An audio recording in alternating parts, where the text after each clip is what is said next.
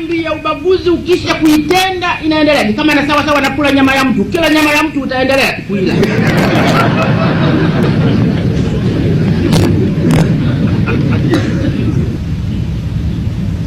Aliwahi kunitania nani? Aliwahi kunitania, namtania George kama wamekwenda, nilikuwa nimewatuma kwenda Zaire. Sasa wanarudi. Wanasema ndege kaanza kuruka mara ya kwanza akasema my god, anasema kama my god. Ikaruka zaidi akasema mama yangu wewe. Ikaruka zaidi akasema mawe.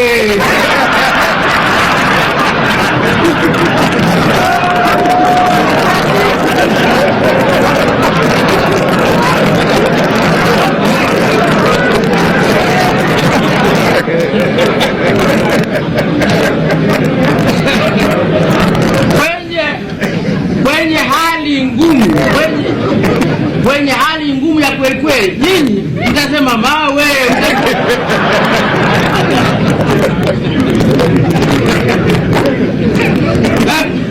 Ukabila bado.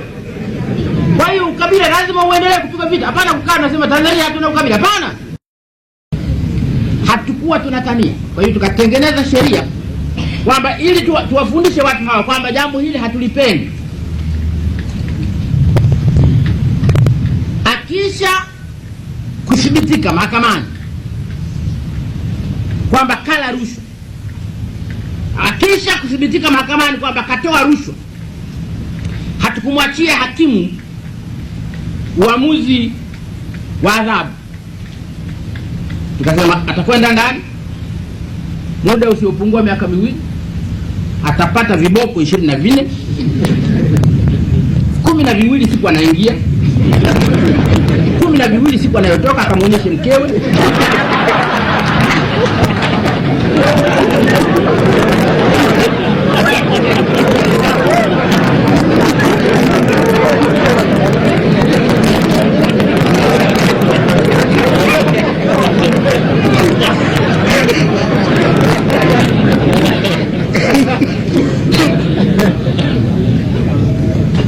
Wengine wadogo hamjui sheria nyingine zote zinatokana na katiba.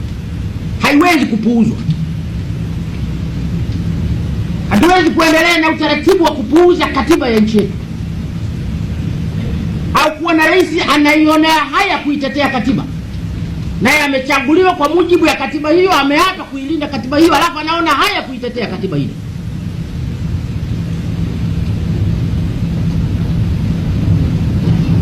Mtu ambaye hawezi kuitetea katiba ya nchi yetu, hawezi kuilinda, hawezi kuisimamia baada ya kiapo, hatufai.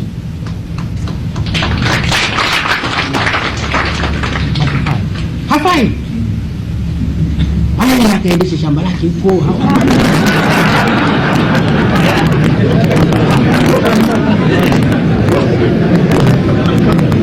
Hawezi kuwa katika rais wa nchi yetu. Tunamchagua kwa mujibu wa katiba, tunamwapisha